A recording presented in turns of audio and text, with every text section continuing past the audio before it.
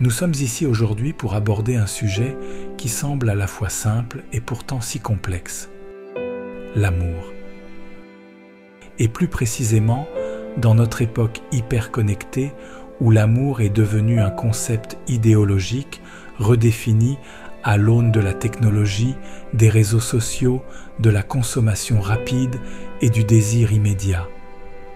Nous avons transformé l'amour en une quête infinie, une aspiration sans cesse insatisfaite, car l'amour, dans son essence la plus pure, a été perverti par nos idéaux matérialistes, nos projections et nos attentes illusoires. Mais aujourd'hui, j'aimerais aller au-delà de cette simple observation. J'aimerais que nous plongions profondément dans la véritable nature de l'amour, dans cette énergie, ce mouvement, ce sentiment même qui transcende les limites de ce que nous percevons avec nos sens humains. Et pourtant, c'est précisément cette énergie qui nous fragilise et nous limite dans notre incarnation, car nous cherchons sans cesse à la capturer, à la posséder et à la mesurer. Nous avons réduit l'amour à une série de gestes, de transactions. Nous disons « je t'aime » en espérant entendre un « je t'aime » en retour. Nous offrons des cadeaux pour prouver notre affection. Nous multiplions les attentions pour obtenir validation et reconnaissance. C'est ainsi que l'amour devient une marchandise, un bien d'échange.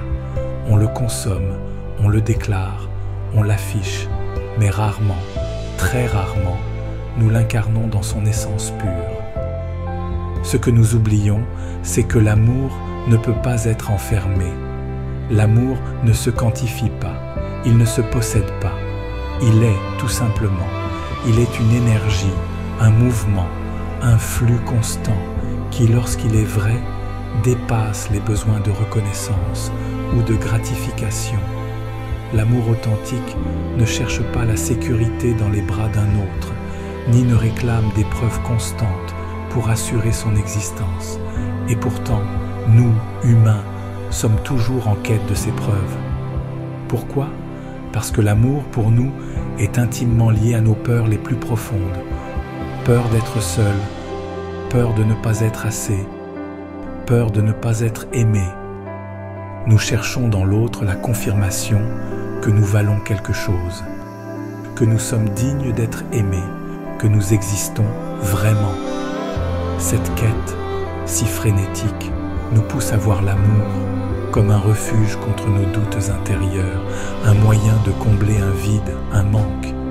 Mais voici une vérité fondamentale. L'amour véritable a le pouvoir de combler ce vide qui existe en nous. L'énergie d'amour transforme l'espace vide créé par notre manque d'amour-propre. Car l'énergie d'amour, dans son essence, est le véritable guérisseur de nos blessures intérieures. Elle est une énergie créative, la lumière qui brille de l'intérieur, mais cette lumière doit d'abord être reconnue, acceptée, nourrie en soi, avant de pouvoir rayonner vers l'extérieur. C'est pourquoi la première relation d'amour que nous devons cultiver est celle que nous entretenons avec nous-mêmes. Nous cherchons à être aimés des autres sans d'abord nous aimer. Nous cherchons des bras réconfortants, des regards aimants pour apaiser nos blessures, mais rarement nous nous tournons vers nous-mêmes avec ce même amour. Comment espérer recevoir de l'extérieur ce que nous sommes incapables de nous offrir à l'intérieur ? La société moderne nous pousse à chercher des réponses à nos manques dans des relations rapides, dans des relations que l'on peut changer, aussi facilement que l'on change une application sur un smartphone. L'amour est devenu un produit à haute consommation. On le teste, on l'épuise, puis on passe au suivant. Mais en réalité, cette manière de vivre l'amour ne fait que nous éloigner de ce que nous cherchons vraiment. Car l'amour véritable n'est pas dans cette frénésie. L'amour véritable n'est pas une chasse ni une conquête. Il est un état d'être, une qualité d'attention, une manière d'habiter le monde. Il ne se nourrit pas de la validation extérieure, mais se manifeste par la capacité à se donner à soi-même. à accepter son propre être, à accueillir ses propres zones d'ombre et de lumière avec bienveillance. L'amour véritable commence là, où cesse la recherche effrénée. Il commence dans l'acceptation pleine et entière de ce que nous sommes. Lorsque nous parvenons à cet endroit en nous-mêmes, lorsque nous cessons de chercher des réponses à l'extérieur, l'amour véritable émerge naturellement. Il devient alors un partage, non pas basé sur un besoin de recevoir, mais sur une volonté authentique de donner, sans attente, sans condition. Et c'est précisément ce que nous avons perdu de vue dans cette ère technologique. La connexion constante, l'instantanéité des relations nous donnent l'illusion que l'amour doit suivre les mêmes lois, que tout doit être rapide, fluide et sans effort. Mais l'amour, le vrai, est tout le contraire. Il demande de la patience, de la profondeur, de l'attention et incroyablement de la discipline. Il demande de se tourner d'abord vers soi-même pour pouvoir ensuite se donner à l'autre dans toute sa vérité. L'amour n'est pas une commodité. Ce n'est pas un produit que l'on peut acheter ou échanger. C'est une énergie qui circule librement lorsque nous nous connectons à notre être profond, lorsque nous sommes en paix avec qui nous sommes, lorsque nous acceptons de ne pas être parfaits, mais d'être simplement nous-mêmes. Mais nous avons peur de cette simplicité. Nous avons peur de la vulnérabilité qu'elle exige. Nous préférons masquer nos failles, projeter des images idéalisées de nous-mêmes sur les réseaux sociaux, dans nos relations, espérant que l'autre tombera amoureux de cette version de nous que nous montrons, plutôt que de notre être véritable.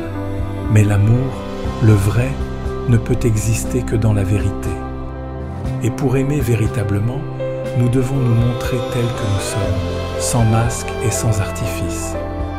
C'est là où réside le plus grand défi de l'amour. Il exige de nous une transparence totale, une honnêteté radicale, une responsabilité et une discipline à toute épreuve. L'amour véritable ne se contente pas de la surface. Il demande que nous nous montrions avec nos faiblesses, nos doutes, nos peurs, nos blessures.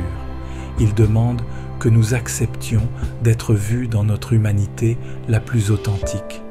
C'est un chemin difficile, car il nécessite de renoncer à cette quête perpétuelle de perfection que nous impose la société moderne.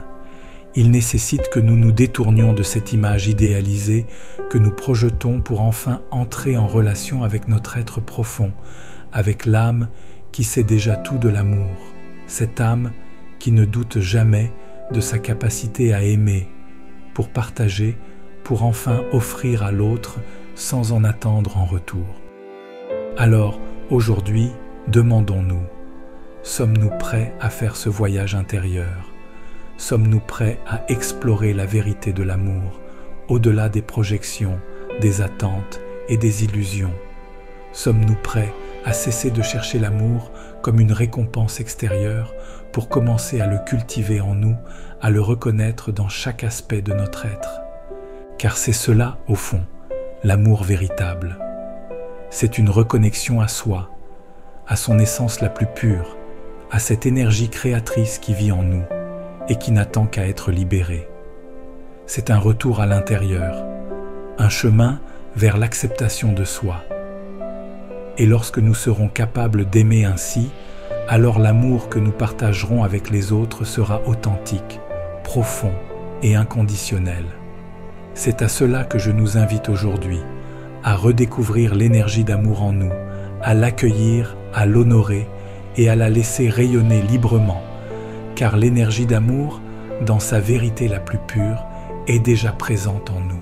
Elle a toujours été là. Il nous revient maintenant de la reconnaître et ainsi de renaître.